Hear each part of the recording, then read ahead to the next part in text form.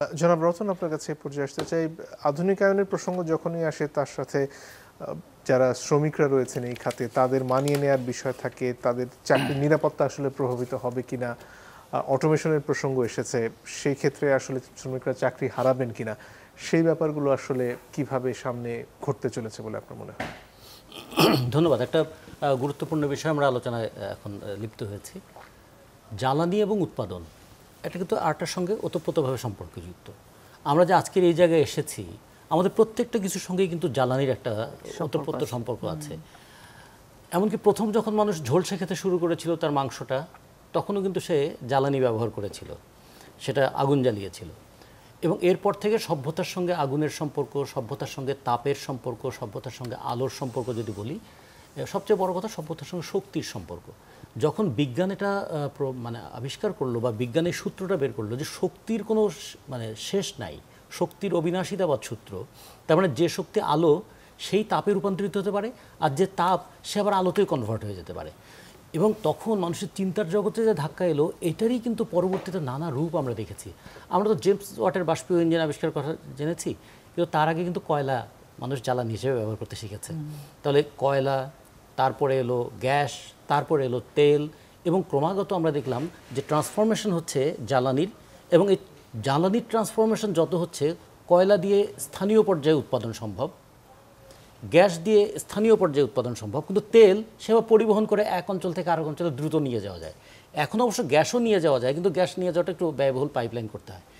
তেলের আবিষ্কারটা আজ থেকে যদি ধরি 100 বছর আগে তেল যখন ব্যবহার শুরু হলো বাণিজ্যিকভাবে, গোটা পৃথিবীর উৎপাদন ক্ষমতাকে সে নানাভাবে নাড়িয়ে দিল, বাড়িয়ে তুলল। তাহলে আমরা ট্রান্সফরমেশন অফ এনার্জিটা দেখছি। আর এই ট্রান্সফরমেশন অফ এনার্জির ক্ষেত্রে আমরা জীবাশ্ম জ্বালানি যেমন দেখছি, আমার পেশির এনার্জিটা দেখব না।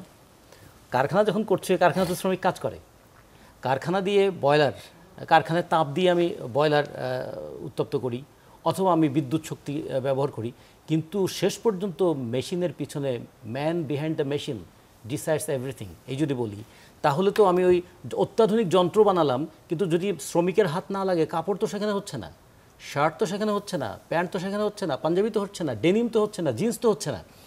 ফলে আমরা যখন দেখব যে জ্বালানির রূপান্তর হচ্ছে, শ্রমের ক্ষেত্রেও রূপান্তর হচ্ছে, প্রোডাকশনের ক্যাপাসিটি বেড়ে যাচ্ছে, সেই তুলনায় শ্রমিকের মজুরি কি বাড়ছে, সেই তুলনায় শ্রমিকের জীবনমান কি উন্নত হচ্ছে, শ্রমিকের উৎপাদিকা শক্তি বাড়ছে, কারণ যন্ত্র ব্যবহার করছে এবং তার পেশি শক্তিরও ব্যবহার হচ্ছে, তার সঙ্গে তার স্কিল, যেটা সে দক্ষতা অর্জন করে, তা ব্যবহার হচ্ছে।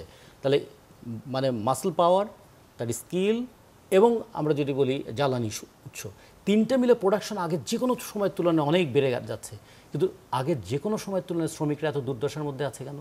আমি যখন ট্রেড ইউনিয়ন করি, তখন আমাকে এই জিনিসটা আবার আমাদেরকে ধাক্কা দেয়, উৎপাদন তো বাড়ছে, তার ভাগ শ্রমিকের জীবনে কোথায়?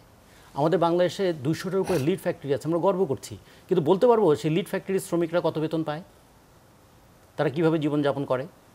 ফ্যাক্টরিটা লিড সার্টিফাইড, তাদের জীবনটা কি মানসম্পন্ন?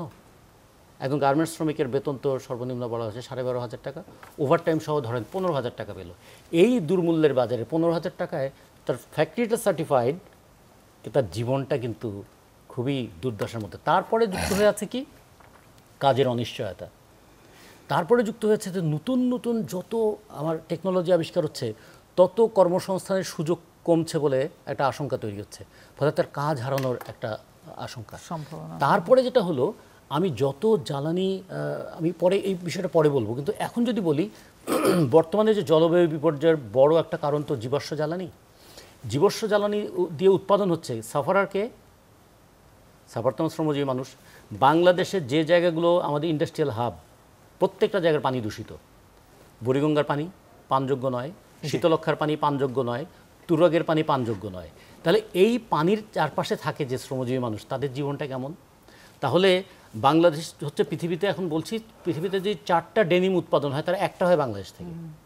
তাহলে গোটা পৃথিবীর মানুষকে আমি ডেনিম পরাচ্ছি, ইউরোপের মানুষকে আমি ডেনিম পরাচ্ছি, কিন্তু ওই ডাইং এবং তার অন্যান্য প্রোডাকশন করতে গিয়ে আমার পানির উপরের পানির স্তর, উপরের পানিকে দূষিত করছি, নিচের স্তরের পানিও দূষিত হয়ে যাচ্ছে। এগুলো যদি বিবেচনা করি, তাহলে একটা হলো ডাইরেক্ট ইফেক্ট শ্রমিকদের জীবনে, তাদের মজুরি বাড়ছে না।